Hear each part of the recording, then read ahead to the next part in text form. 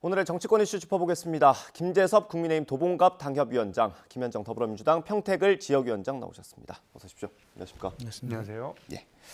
오늘 제주도에서 4.3 추념식이 있었습니다. 근데 윤석열 대통령은 가지 않았고요. 그 대통령이 뭔가 하는 것도 메시지지만 하지 않는 것도 메시지가 될 수 있지 않습니까? 어떻게 보십니까? 그러니까 제가 알아보니까 역대 대통령들 가운데서 4.3 그 추념식에 참여하신 대통령은 두 분이더라고요. 노무현 전 대통령과 문재인 전 대통령 이렇게 두 분이 있었고 네. 윤석열 대통령은 대통령일 때는 아니지만 당선인 시절에 그러니까 3월 9일 선거가 끝나고 한 달도 되지 않은 채 4.3 추념식에 참여해가지고 4.3 유족분들에 대한 어떤 위로라든지 그분들에 대한 명예회복을 약속을 하셨거든요. 네.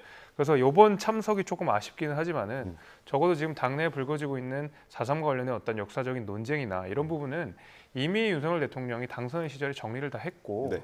국민들께 약속을 한 부분이 있기 때문에 좀 아쉬운 부분이 있더라도 이미 대통령께서 약속한 부분을 이제 곧 이행을 하실 거고 그 부분들 아마 지켜봐 주셔도 좋을 것 같다 네. 이렇게 생각합니다. 근데 뭐 대통령은 뭐 매년 가야 되는 건 아니니까 그럴 수 있는데 여당 대표도 안 가니까 조금 얘기들이 나오는 것 같습니다. 그 부분은 저도 좀 아쉽습니다. 그러니까 대통령 같은 경우에는 다른 일정도 있을 수 있고 여러 가지 또 어떤 국정 운영과 관련돼서도 참여를 못할 수도 있는 거라고 보지만은 전 적어도 여당 대표가 여기에 대해서는 좀 참여를 했었으면 더 좋겠다라는 생각이 좀 있었거든요. 설령 여당 대표가 가지 못한다 그러면 지도부 중 상당수가 또 같이 가서 네. 4.3에 참여를 해가지고 우리 국민의힘이 이 4.3 사건에 대해서 어떻게 생각을 하고 있는지를 이번 기회에 좀 더 명확하게 밝혀줬었으면 하는 바람이 있었거든요. 네. 특히 이제 뭐 태영 의원이 김일성 지시서를 이야기를 한 바가 있고요. 또 이제 극우 단체에서 불거지는 불필요한 역사적 논쟁 같은 것들도 지금 불거지고 있는 상황에서 지도부가 전체가 다 참여해가지고 우리가 4.3 사건을 대하는 태도가 어떠한지를 분명하게 선을 그어줬었으면 조금 더 좋지 않았을까라는 생각도 갖고 있습니다. 네. 어떻게 보세요, 위원장님? 그러니까 말씀하신 것처럼 그 대통령의 일정은 아주 큰 대국민 메시지이거든요. 뭐 아시겠지만 4.3 항쟁 같은 경우에는 그 당시에 사건 났을 때 네. 제주 도민 25만 명이었는데 그중에 8만 명이 사상했던 아주 아픔을 갖고 있는 그런 사건이거든요. 네. 근데 마침 이제 물론 그 대통령이 모든 일정에 매년 참석 안 할 수는 있습니다. 근데 다만 지금 이 시점에서 올해 4.3에는 꼭 참석을 했어야 되는 이유들이 좀 있었거든요. 네. 그리고 4.3 유족회에서 기자회견까지 열면서 꼭 참석을 좀 부탁하는 그런 요청도 있었고 그 이유는 뭐냐면 조금 전에 우리 김 위원장께서 얘기한 것처럼 그 태영호 최고위원이 당대표 최고위원 경선 과정에서 뭐 김일성의 지시에 의한 것이었다라든지 뭐 진실화 위원장인 김광동 위원장도 그거에 대해서 북한의 뭐 폭동이다 뭐 이런 식의 발언들이 있었잖아요. 그래서 그거에 대해서 지금 제주도는 극심한 갈등 속에 지금 있어요. 그래서 예. 우리공화당이라든지 뭐 자유당 등 그런 뭐 정당이라든지 또는 극우 보수 단체들에서 현수막을 거리에 너무 많이 걸어서 네. 정말 극심한 갈등이 있거든요. 이런 상황에서 뭐 아까 말씀하신 것처럼 윤석열 당시 후보 시절에도 갔었고 당선인 시절에도 가서 한 발언들이 있잖아요. 네. 그리고 저 김기현 그 당대표께서도 그 당대표 경선 시절에 제주 4.3 항쟁 거기 가서 그 한 얘기들이 있기 때문에 그런 내용들 다시 한번 이참에 참석을 해서 확인을 시켜줌으로 인해서 그런 논란들을 좀 이렇게 딱 불식시켜주는 좋은 기회였는데 네. 가지 않은 것은 대단히 아쉽다라는 거고 또 하나는 그 불참 사유로 들은 것이 한미 그 회담 네. 일정이나 이런 것들을 이유로 들었거든요. 그럼 한 달 뒤잖아요. 그래서 충분히 그건 이유가 안 되고 또 어제랑 그저께는 또 PK, TK 좀 서문 지역 이렇게 대통령 후보 시절에 주로 갔던 그런 보수 지역을 가서 하는 행보들을 보이니까 이것이 오히려 그냥 4.3 항쟁은 당시에 이제 선거 있을 때만 제주도민의 표를 의식해서 그렇게 이용하고 예. 또 이렇게 이렇게 중요한 시점에서는 또 나몰라라 하면서 이렇게 외면하는 거 아니냐라는 비판을 받을 수 있는 그런 지점이 있다 이렇게 생각합니다. 그 태영호 최고위원은 그 전당대회 과정에서 했던 발언에 대해서 사과를 해야 된다면 무엇을 사과해야 하냐, 뭐 이 얘기를 오늘 또 최고위 마치고 나와서 기자들과 만나서 했다고 하더라고요. 예, 올바른 역사를 말하지 않은 책임이겠죠. 저는 이제 김일성 지시서는 틀렸다고 생각하고요. 게다가 이제 태영호 의원은 사실은 이제 북한을 비판하는 과정에서 그다음에 이제 그 대한민국 내에 있는 어떤 좌파 분자들을 비판하기 위해서 했던 이야기인 것은 제가 충분히 감안을 하겠습니다만은 사실은 저는 오히려 태영호 의원의 발언이 김일성과 북한 체제를 더 지켜주는 결과를 낳는다고 생각하거든요. 네. 당시에 어떤 역사적 맥락들을 봤을 때 김일성은 그럴 만한 힘이 없는 사람이었습니다. 오히려 김일성의 위상을 저는 높여주는 역설적인 발언이라고 생각을 하고 여기에 대해서는 본인이 북한에서 어떤 교육을 받고 어떤 사상적 체계를 갖춰 있는지는 제가 모르겠습니다만 네. 저 대한민국 우리 현실에서 게다가 국회의원의 입장에서는 적절하지 않은 발언이고요. 그 적절하지 않은 발언에 대해서는 당연히 사과를 해야 된다고 생각합니다. 근데 이 지도부에 지금 태영호 의원이 이렇게 발언한 것 자체가 부담이 되지 않습니까? 당에서 어떤 당 차원의 어떤 경고나 이런 게 있어야 되지 않나요? 저도 이제 그런 우려들은 드는데 그렇다고 해서 또 발언 하나하나를 우리가 다 통제할 수는 없는 것 아니겠습니까? 그러니까 과거에 우리 윤리위원회에서 이준석 전 대표가 징계받고 나가는 과정에서 문제를 삼았던 것이 바로 양두구육이라는 발언이었는데 네. 그것은 이준석 대표를 옹호하고 여부를 떠나서 당원들 하나하나의 말을 통제하기 시작하면 오히려 저희가 자유 진영의 어떤 보수 정당, 그다음에 발언의 자유를 굉장히 중요하게 생각하는 보수 정당 입장으로서는 상당 부분 좀 문제가 있을 수 있습니다. 그래서 네. 지도부 차원에서 내부적으로 이런 부분들은 서로 좀 견제 감시를 좀 하고 비판을 좀 할 부분 하면서 다잡아 나가야 될 것이 징계까지 나아가는 것은 오히려 역효과가 좀 더 있을 수도 있다고 예. 생각합니다. 태영호 의원 오늘 발언에 대해서 어떻게 생각하세요?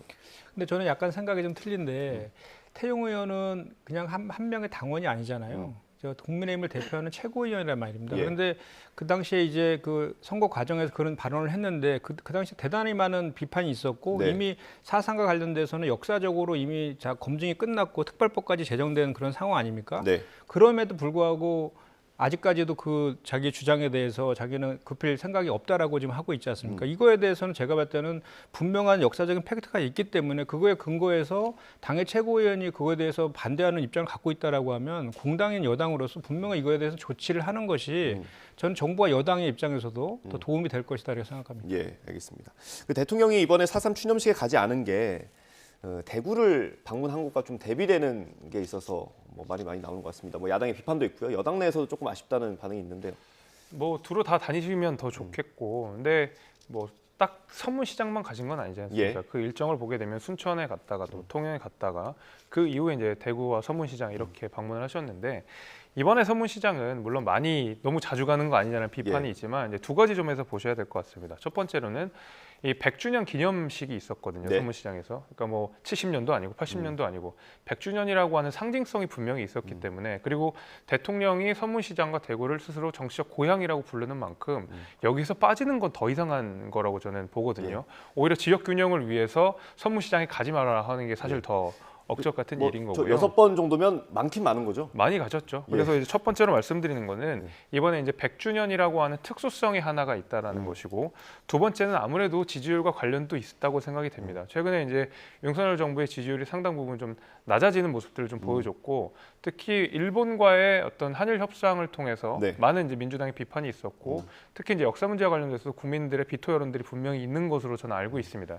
이제 그런 부분에 있어서 지지층을 좀 더 다잡고 또 이 대구라고 하는 것이 국민의힘의 또 심장으로 불리는 곳 아니겠습니까? 네. 근데 그런 의미에서 지지층을 좀 다잡고 다시 한번 국정 동력을 확보한 이후에 조금 더 적극적인 정치적 활보를 보이겠다라는 어떤 정책 메시지로 저는 읽혔습니다. 예. 어떻게 보세요? 대구에 가고 뭐 그 대변인 브리핑에는 대구에 가서 야구 시구할 시간이 있고 제주 갈 시간 없냐 뭐 이런 식의 비판도 있던데요. 그러니까 그 심평 변호사께서도 그 비판을 좀 한 것인데 윤석열 대통령은 지금 대한민국의 대통령이지 국민의힘의 당대표가 아니지 않습니까? 지금 저 6번 이렇게 나왔는데 예. 김건희 여사 것까지 하면 7번을 가셨어요. 아, 여사 혼자 간 적이 있으니까. 예, 그런데 이제 그 발언을 보면 거기서 이런 말씀을 하셨다고요. 내가 왜 정치를 시작했고 누구를 위해서 무슨 일을 해야 하는지 가슴 벅차게 느낀다. 이렇게 발언하셨거든요. 이거는 대통령의 발언이라기보다는 그냥 대통령 후보의 발언이잖아요. 저기 표를 의식한 그런 발언이지 않습니까? 이런 것들이 결국은 진영 간의 논리로 갈라치기하고 이렇게 통합보다는 이렇게 분열되는 그런 것들을 자초하는 측면으로 작동할 수가 있지 않습니까? 지금 제주도에서 각종 구구단체들이 현수막 걸고 하는 것들도 네.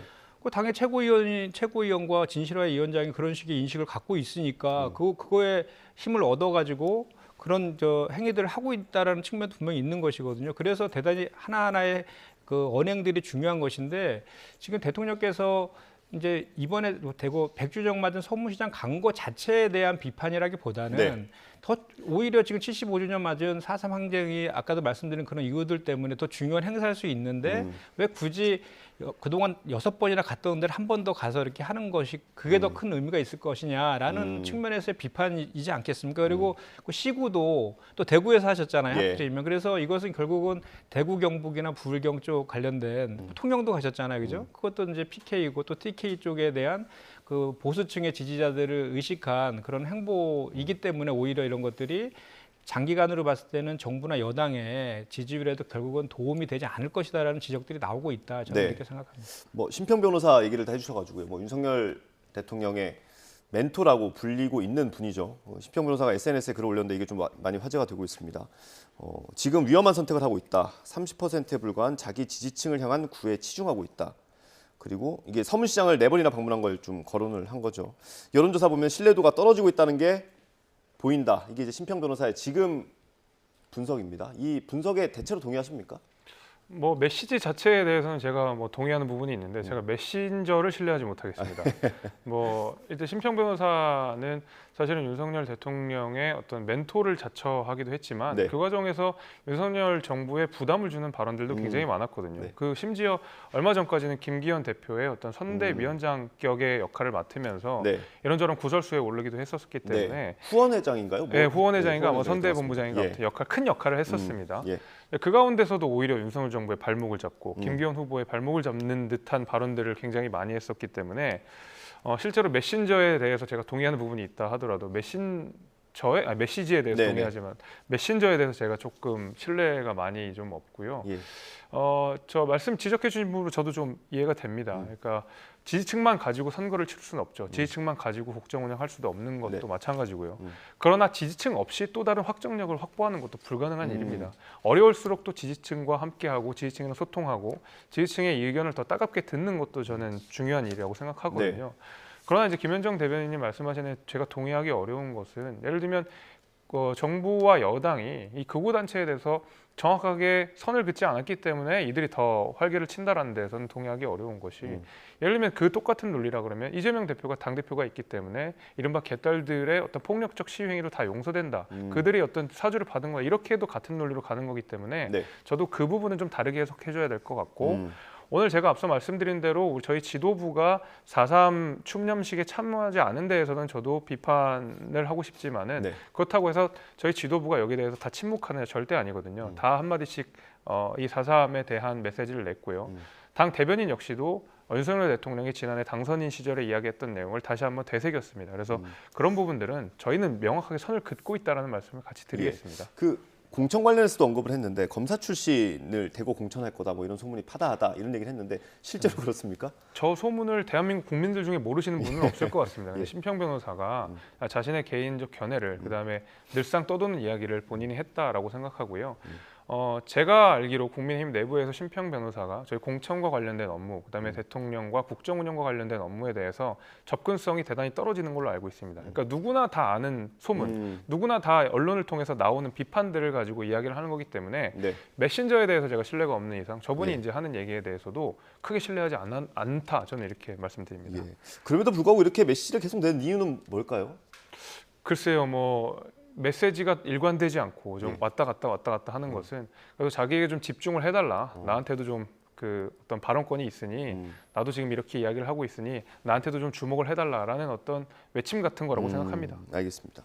어떻게 보십니까? 심평 변호사의 분석에 동의를 많이 하실 것 같기도 하고요. 어떻습니까? 윤석열 대통령의 멘토라고 윤석열 대통령이 직접 말씀하신 분이잖아요. 그러니까 저분은 정말로 제가 봤을 때는 그 걱정이 돼서 하는 얘기 같고요.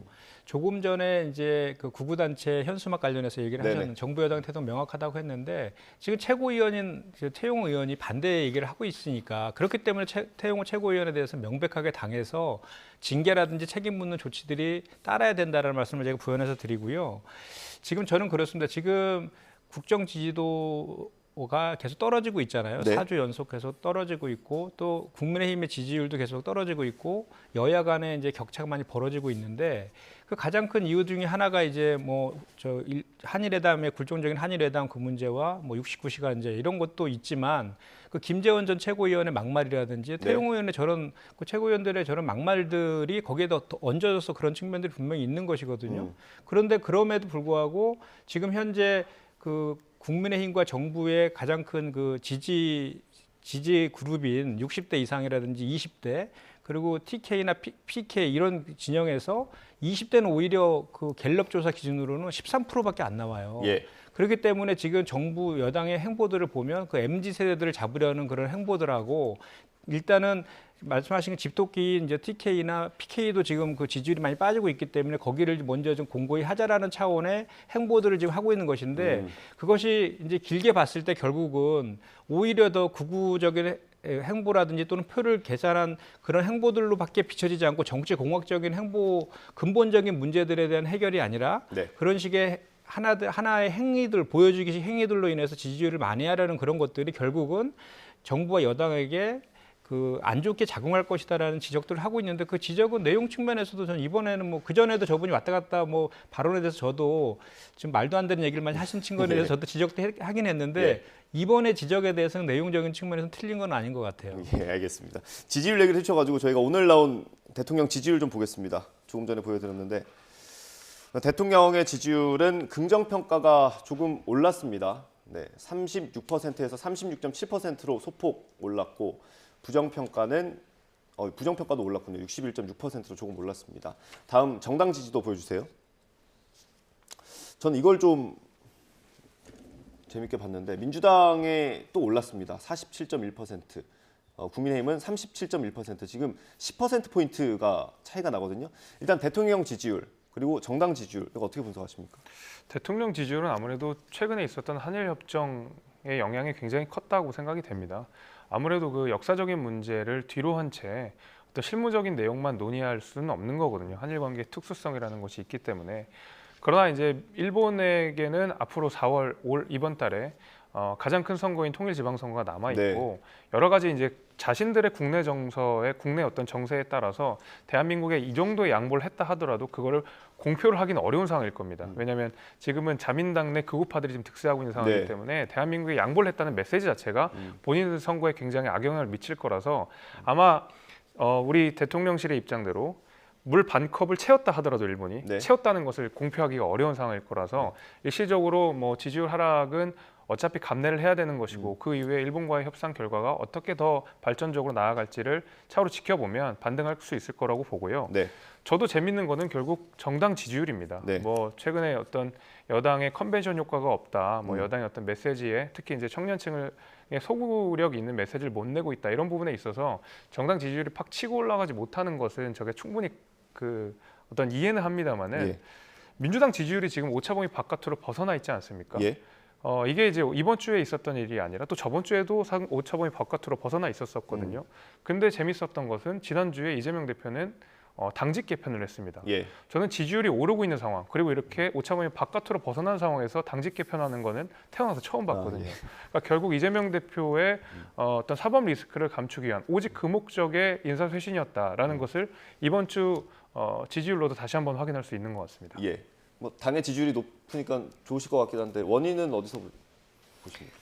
그러니까 저 지지율이라는 게 이제 여야 간에 서로 엎치락 뒤치락 하고 있는 측면이 있고 뭐 지난 12월부터 3개월 동안 있었던 국민의힘 전당대회 기간에서는 국민의힘의 지지율이 좀 약간 높거나 또는 서로 같이 이제 엎치락 뒤치락 했던 그런 측면이 있는데 저는 그렇게 봐요. 아까도 제가 말씀드렸지만 지금 현재 그 국정 지지율이 떨어지고 있는 것은 뭐 다들 아시겠지만 한일 굴욕회담과 69시간제 등 정책의 혼선에서 기인한 측면이 큰 것이고 국민의힘은 여기에 더해서 이제 최고위원들의 그런 발언, 5.18 발언이라든지 4.3 발언 이런 것들이 얹혀지고 있는 그런 측면들이 있는데 그 문제는 이제 그런 근본적인 문제들이 있지 않습니까? 그 문제들을 근본적으로 해결하는 모습을 보여야지 그 지지율이 회복이 돼야 되는데 지금 정부 여당의 태도는 좀 전에 우리가 논의했지만 주로 뭐 이렇게 한두 가지의 행보들, 뭐 MZ 세대들과의 뭐 식사를 하는 모습을 연출한다든지 뭐 생맥 간담회를 연출한다든지 또는 그 서문시장을 방문하든지 이런 식으로 해서 이 지지율이 회복될 수는 없다라는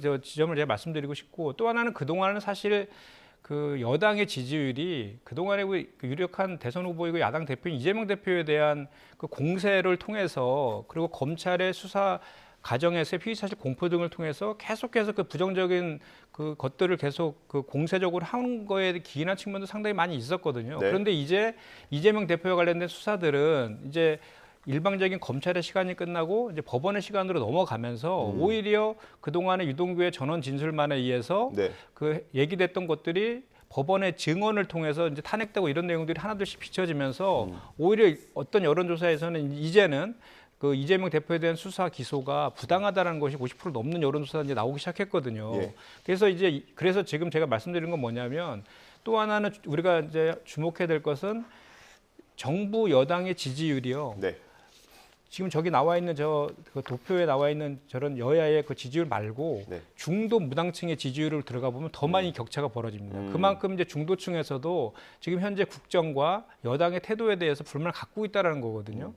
그럼에도 불구하고 이제 우리 더불어민주당 입장에서도 그 당직 개편과 관련된 말씀을 하셨길래 잠깐 좀 덧붙이면, 당직 개편은 당이 이제 좀 더 통합하고 안정적으로 가자라는 그런 의견들을 받아서 한 것이지, 이재명 대표 그리고 이제 그 검사 독재 정권이라든지 굴욕회담 이런 거에 대여 투쟁이나 이런 것들을 위해서 당을 좀 더 정비하자는 차원의 의견들을 받아서 한 것이기 때문에 지지율 이런 것과는 전혀 상관이 없다, 이 말씀을 이제 덧붙여 드리고, 예. 결국은 국정 지지도나 그 여당의 지지율을 회복해야 되는 그런 문제들은 그 근본적인 원인을 정확히 진단하고 그것을 해소하는 데 달려 있다, 저는 이렇게 생각합니다.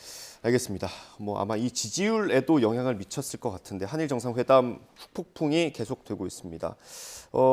여야가 지금 오늘부터 국회에서 저희 대정부 질문이 있는데 아마 거기서도 좀 많이 논란이 있을 것 같습니다. 여야 지도부 오늘 아침 목소리 들어보겠습니다. 후쿠시마산 수산물이 국내에 들어올 일이 없다는 점을 명확히 정부가 밝혔음에도 일본 언론에 근거한 민주당의 거짓 선동이 계속되고 있어 참으로 어이가 없습니다. 규탄대를 열고 난데없이 삭발식을 하더니 급기야 민주당 의원들이 일본 후쿠시마를 방문하겠다는 소식까지 들립니다. 가관입니다. 민주당이 민감한 국민의 먹거리를 두고 없는 일을 마치 있는 일인 것처럼 거짓 선동하는 데 총력을 기울이는 것을 보면서 광우병 괴담을 다시 떠올리게 됩니다. 일본 언론의 후속 보도는 계속 나와도 그때마다 대통령실은 침묵할 뿐이고 오히려 국민의 우려와 야당의 비판을 싸잡아 괴담이라 공격하는 데만 바쁩니다. 윤석열 대통령이 당장 해야 할 일은 한일 정상회담에서 오고 간 내용을 빠짐없이 투명하게 공개해 국민을 안심시키는 것입니다.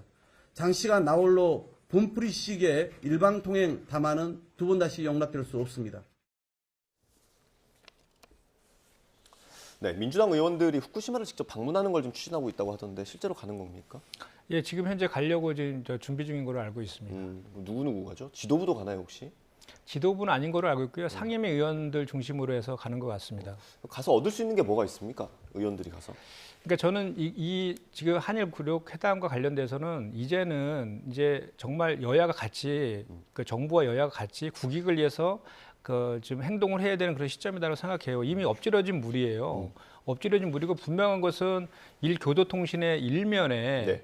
그 저기 오염수 방류와 관련해서 윤석열 대통령이 한국 국민들을 설득하겠다 이렇게 일면에 톱으로 났었거든요. 그리고 그것은 그 자리에 참석했던 관계자 발 이렇게 해서 나왔었거든요.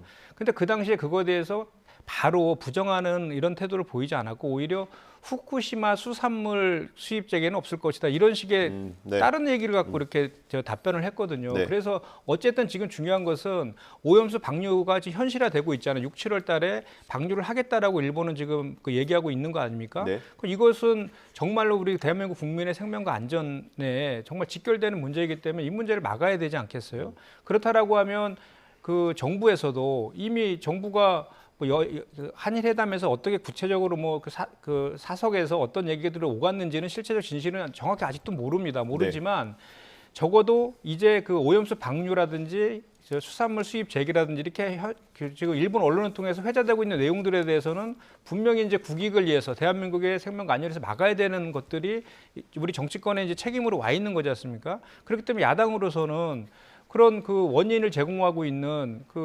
일본의 후쿠시마에 방문을 해서 그 원전이라든지 또는 그 관계자들을 만나가지고 우리 한국 입장을 정확히 전달하고 내용도 확인하고 이런 것들을 하는 것이 오히려 저는 정부랑 여당이 일본과의 그 얘기를 하는 데 있어서 그것을 지렛대 삼아서 이렇게 한국의 그 정치권과 국민들이 반대하고 있다라는 것을 네. 이용해서 그런 것들을 강하게 지금 대처하는 그런 것 지렛대를 활용하는 그런 기회를 삼았으면 좋겠다는 거고 우리 더불어민주당의 입장에서도 그런 것들도 사실은 그런 데 도움이 주기 위해서 우리가 하고 있는 것이지 이걸 정쟁화시키려고 하는 것은 아니다. 예. 이렇게 봐주면 좋겠습니다. 어떻게 보세요? 저는 100% 정쟁화를 위해서 갔다고 생각합니다. 마찬가지 이제 갈 예정입니다. 예. 예, 저는 그래서 아까 장날에 어떤 장서듯이 이렇게 민주당 의원들이 기회를 포착하고 일본에 방문한다고 생각하는데 예를 들면 야당 의원들이 후쿠시마에 방문한다고 뭐가 달라지나요? 그래서 실익이 있나요? 저는 거기다 생각하면 전혀 아니거든요.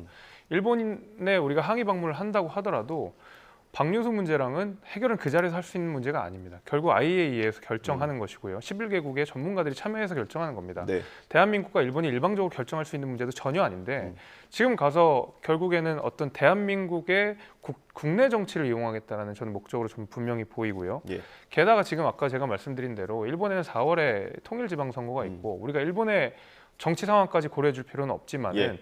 적어도 지금 윤석열 대통령이 일본 정상과 만나서 협상을 했고 어떤 결과물들을 가져오는지 우리가 다 알지 못하지만 결과물들이 하나둘씩 이제 나타나는 상황인데 지금 다시 야당 의원들이 약속도 없이 방문을 해가지고 지금까지 있었던 약속들 전부 없겠다라고 하는 것은 앞으로 있을 4월 지방선거, 일본에 있는 지방선거에도 영향을 줄 수 있고 그것이 국내 정치 내에서 일본 국내 정치에서 한혐 정서들을 더 불러일으킬 수 있는 그 가능성을 내포하고 있습니다. 그렇게 됐을 때 그 전에 윤 대통령이 많은 비판을 감수하고도 어쨌든 일본 정상을 만나서 회담을 했는데 이거 그냥 흙탕물로 만들겠다라는 거거든요. 저는 그런 의미에서 명분도 실익도 없는 방문이다 이렇게 생각합니다. 예. 지금 한일 정상회담 이후에 일본 언론을 통해서 계속 추가되는 소식들이 나오고 있지 않습니까? 이거에 대한 우리 정부의 대응은 적절하다고 보십니까? 사실 근데 여기에 그 하나하나 다 대응하는 것도 저는 좀 이상한 일이라고 근데 생각이 이제 됩니다. 일본 언론이긴 하지만 우리나라에서도 이 기사가 화제가 되고 국민들은 궁금할 거 아닙니까? 물론 이제 대통령실 입장에서는 여기에 대해서 국민들께 의심이 있는 부분이라면 정확하게 설명을 해드릴 필요는 있지만 특히 민주당이 계속 집요하게 공격하고 있는 독도 문제에 대해서는 오히려 우리 정부가 입장을 안 밝히는 것이 나을 수도 있습니다. 왜냐하면 어차피 독도 같은 경우에는 대한민국 시효 지배를 하고 있는 상황이고 네. 국제사법재판소로 가지고 가서 일본이 대한민국과 대등한 위치에서 독도 문제를 논하게 하는 것 자체가 오히려 저는 독도의 우리 영유권을 조금 더 정치적으로 이용될 수 있는 가능성을 내포하고 있기 때문에 오히려 일본이나 이런 데에서는 대응을 안 하고 있는 것이 맞고 후쿠시마나 이런 것들은 어차피 IAEA에서 결정하는 거기 때문에 우리 정부가 설명을 할 필요가 있겠지만 여기에 대해서 민주당의 모든 요구에 대해 다 대응할 필요는 없다라고 생각이 됩니다. 예. 게다가 지금 일본 같은 경우에는 기시다가 총리로 있긴 하지만 사실상 아베의 세력들이 이 내각을 다 구성하고 있거든요. 이들은 굉장히 극우적인 성향을 가지고 있고 기시다가 이들을 통제하지 못합니다. 이들이 그냥 언론에다 내놓는 메시지들을 지금 언론 보도로 또 다루고 있거든요. 네. 이런 일본의 국내 상황이 있기 때문에 이렇게 언론 보도들이 막 난무를 하고 있는 상황이고 대통령실 여기에 대해서 정리는 해야 되겠지만 여기에 일일이 다 대응할 필요는 없다. 저는 이렇게 생각합니다. 예. 이게 자칫 이제 야당 의원들이긴 하지만 일본에 가서 갈등만 키우는 거 아니냐 이런 뭐 좀 우려도 있습니다. 저는 절대 그렇게 생각하지 않아요. 그러니까 윤석열 대통령이 이게 미래를 위한 결단이라고 하면서 이제 미래를 위한 결단이고 한일 관계 개선을 위해서 하는 것이다라고 우리 국민들에게 이해를 구하셨잖아요. 시작할 때. 네. 그리고 박진 장관도 우리 한국이 방콕을 채웠기 때문에 나머지 방콕은 일본이 채워줄 것이다라고 했지 않습니까? 네. 근데 실제로 한일회담을 하고 나서는 뭐 기본적인 기대했던 사과는커녕 오히려 청구서만 잔뜩 지금 받고 있는 그런 상황이지 않습니까? 예를 들어서 후쿠시마 방사능 방류와 관련해서는 지금 정부의 태도가 이거는 저희가 우리 민주당이 봤을 때에는 이것은 검증을 요청하는 것이 아니라 예. 방류 자체를 반대하는 입장을 명확히 해야 되는 거예요. 그 일본에서 계속해서 우리 한일 간에 그동안 역사적으로 문제가 됐던 것을 계속해서 요구하고 있는 것이 확인되고 있는데 네. 그거에 대해서 윤석열 정부가 하는 태도는 그냥 우리 국민들한테 그 내부에서 무슨 비판하는 목소리를 잠재우기 위해서 일시적인 무마용으로 우리 한국민 국민들한테만 얘기하고 있는 것이지 그 일본한테 강경한 그 대응책을 한 번도 발표한 적이 없거든요. 이 제가 이 저기 후쿠시마 방사능 오염과 관련해서 그 IAEA의 검증 얘기하셨는데 예. 세 가지를 얘기하셨죠. IAEA의 검증 그리고 객관적 과학적 방식 그리고 한국의 전문가들이 참여하는 이 세 가지를 얘기했는데 이거에 대해서도 우리 전문가들이 대단히 우려를 많이 해요. 네. 오히려 일본한테 방사능 오염을 방류하는 거를 허용해주는 그런 거로 이용당할 수 있다라는 지적들을 많이 하고 있거든요. 예. 왜 그러냐면 국제기구인 IAEA도 그 전체 예산의 분담금에서 일본의 분담 비율이 세 번째로 높아서 영향력이 대단히 있다라고 지금 하고 있고 그 사무총장 전 사무총장도 일본인이고 현재 IAEA의 사무총장도 그 방류와 관련해서 긍정적인 태도를 갖고 있다고 그렇게 확인되고 있어요. 네. 그리고 또 객관적 과학적 방식이라는 그것이 그 객관적 과학적 방식으로 검증하는 기본적인 토대가 된 자료가 있잖아요. 그 자료가 일본이 제출한 자료랍니다.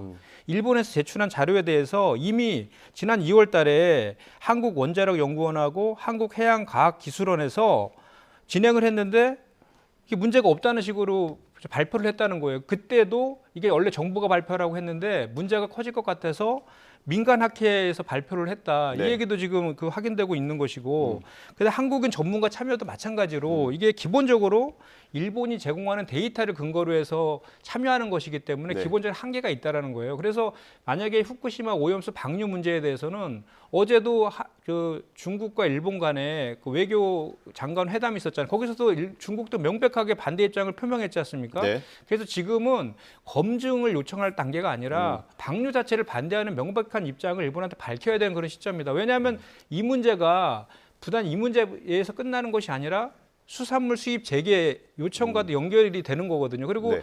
후쿠시마 수산물 수산물 수입과 관련해서는 이미 WTO에서 저희가 승소를 해서 네. 수입을 할 수 없는 그런 상황이에요. 그래서 그거 관련된 정부의 얘기도 사실 하나만한 얘기들을 하고 있는 것입니다. 예. 그러니까 뭐 원론적인 입장을 계속 발표하는 것 자체가 좀 국회 야당 의원들이 보기에는 이게 믿업지 못하는 상황인 것 같고 이렇게 비교를 해보면 좀 어떨까 싶습니다. 미국에서 인플레이션 감축법이 시행된다, 준비 중이다라고 할 때 우리 정부가 뭐 외교력을 총동원해서 우리 입장을 이제 알리려고 하지 않았습니까? 이번에도 마찬가지로 사실 이게 법이 시행되면 다시 되돌리기 어려운 것처럼 이 방류 결정도 한번 결정이 되면 나중에 되돌리는 거 어렵지 않습니까? 네, 그 전에 좀 강력하게 요구할 필요 있는 거 아닌가요? 물론 그렇긴 한데요. 지금 이제 그 IAEA에 참여하는 국가들이 단순히 뭐 일본 이렇게 몇 개의 국가들이 있는 게 아니라 11개국으로 지금 알려져 있습니다. 네. 이들의 입장이 다 첨예하게 달라지고 이들 사이에서 어떤 역학관계라고 있는 것이기 때문에 당장 뭐 일본의 입김이 작용해가지고 당장 방류수가 되고 이렇게 되는 건 전혀 아니거든요. 그 가운데서 대한민국 역시도 입장 표명할 기회가 얼마든지 있고요. 또 한일 정상회담이 또다시 만나서 이야기할 기회도 얼마든지 있습니다. 제가 계속 고려를 하고 있는 것은 일본의 이제 국내 정치 문제가 분명히 있기 때문에 네. 어떻게든 대한민국의 유리한 협상을 이끌어냈다라는 이야기를 국내용으로는 계속 쓸 겁니다. 심지어 그런 상황에서 일본의 입장을 덜컥 믿고 민주당이 일본이 이렇게 이야기하고 있다. 대한민국 정부의 말을 믿지 못하겠다. 이런 상황이거든요.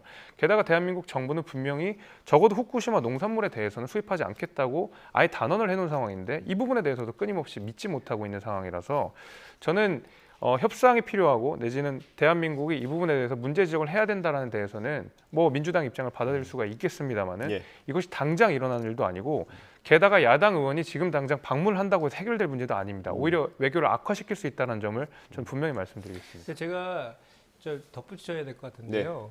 후쿠시마 농수산물 수입 재개는 이미 WTO에서 그때 수십 개국에서 수입 규제 조치를 했는데 일본이 딱 한국만 찍어서 WTO에 제소했거든요. 그래서 저희가 승소를 했어요. 힘들게. 네. 그래서 이미 후쿠시마 농수산물은 수입할 수 없는 그런 상황이기 때문에 그 얘기는 제가 아까도 말씀드렸지만 하나만한 얘기다라는 말씀을 드리고 예.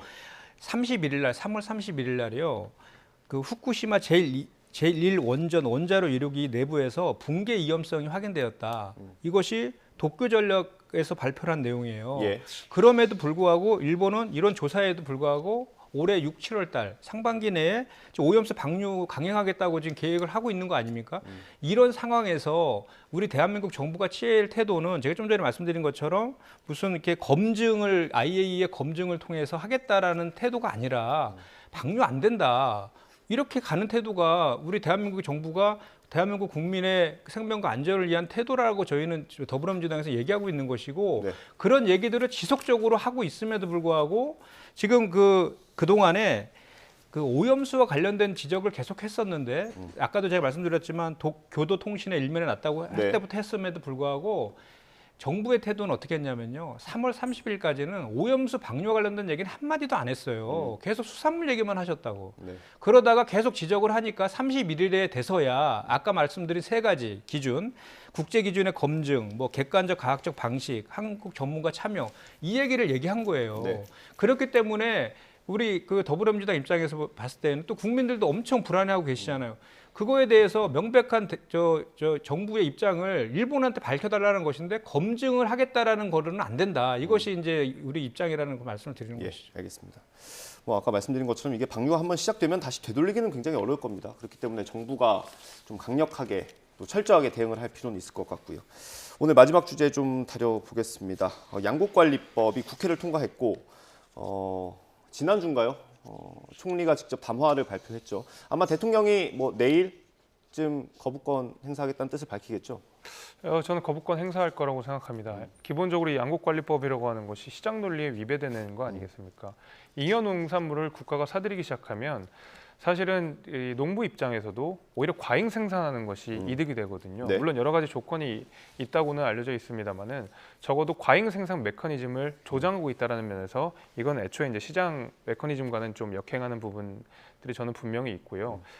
민주당이 이 양곡관리법에 굉장히 그 목을 메고 있는 이유는 제가 네. 알겠습니다. 왜 그러냐면 민주당의 어떤 정치적 안방이라고 하는 것이 호남을 기반으로 하고 있고 호남엔 당연히 어떤 많은 농산물이 나오는 예. 우리나라 최대 곡창지대이기 때문에 어떤 호남의 표심을 받기 위해서 양곡관리법을 이런 여러 가지 문제점이 있음에도 불구하고 통과시키려고 하는 것은 이해는 하겠습니다만은 사실은 지금 호남의 진짜 문제는 어떤 양곡관리법 통과 여부가 아니라 굉장히 그 극심한 간문 문제거든요. 네. 이런 문제들을 전혀 해결하지 않고 방치한 상태에서 그냥 과잉 생산의 농산물만 사들이겠다라고 하는 것은 결국에는 오히려 호남을 기반으로 하는 민주당이 호남을 오히려 차별하고 배제하는 정책이다 이렇게 생각합니다. 예, 뭐 대통령이 아직 뭐 거부권을 행사하겠다는 뜻을 밝히진 않았습니다만은 가능성이 굉장히 높은 걸로 보입니다. 어떻게 대응을 할까요?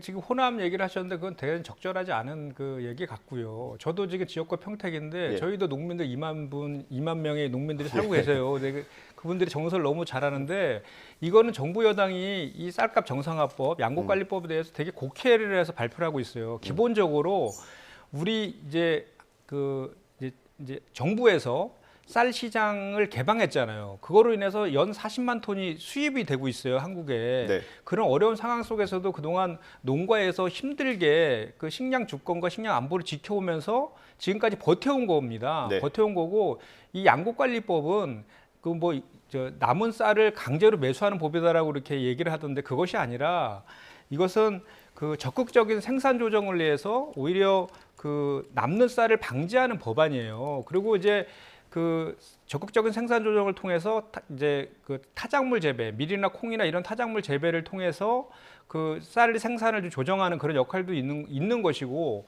또 이제 이번에 이 법안이 8개월 동안에 여야간 논의를 했었어요. 논의를 네. 했고 그 중재하는 과정에서 국회의장안이 중재안까지 낸 것입니다. 그래서 이것이 무슨 이것만 하면은 뭐 쌀 농사만 지을 것이다라는 비판을 하는데 그 쌀 재배 면적이 늘어나면 매입량을 줄어드는 그런 내용들도 들어가 있고요. 원래는 3% 5%였던 것들도 3에서 5%, 5에서 8%로 그 정부 매입의 재량권한도 이렇게 들어가 있는 그래서 국회의장의 중재안을 받아서 그 입법한 법이라는 말씀을 좀 드리고 그리고 그 우리나라 상권분리 국가 아닙니까? 네. 윤석열 대통령께서 비단 그 국회에서 발의한 법안이 본인에게 마음에 안 들다 하더라도 상권분리 정신에 의해서 또 국회의장의 중재안이기도 하지 않습니까? 그런 존중하는 차원에서라도 좀 이것은 거부권 행사보다는 빨리 공포해서 식량 주권과 농민들의 그 생존권을 좀 지켜주는 쪽으로 갔으면 좋겠다 이 말씀을 드립니다. 네, 뭐 짧게 여쭤보겠습니다. 지금 민주당에서는 이 법안을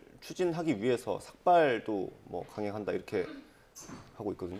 그러니까 의석수가 이렇게 많은데 삭발하고 장외투쟁하는 야당도 참 오랜만에 보는 것 같습니다. 그래서 저는 국민들을 설득하지 못하고 어떤 이 민주당이 통과시키고자 하는 법안에 대한 여론 공감을 못하기 때문에 이렇게 극단적인 방법도 했다고 생각하는데 국민들이 야외 투쟁하고 삭발 투쟁하라고 많은 의석수를 준 건 아니지 않습니까? 그래서 좀 방법을 되짚을 필요가 있다. 오히려 국민 공감을 못 얻은 상태에서 어떤 지지층 결집을 위한 어떤 상징 입법이 아닌가라는 저는 되돌아봄도 필요하다고 생각합니다. 예. 뭐 어떻든 이게 여소야대 정국 속에서 국회를 통과한 법안이 대통령의 어떤 거부권을 행사한다는 것 자체가 지금 정치 상황이 안 좋다는 걸 좀 의미하지 않습니까? 좀 뭐 만약에 거부권 행사한다면 다음에는 국회에서 좀 이렇게 논의할 수 있는 시간을 많이 갖고 협의가 되는 안이 통과되면 좋겠습니다. 오늘 말씀 여기까지 듣겠습니다. 두 분 감사합니다. 감사합니다.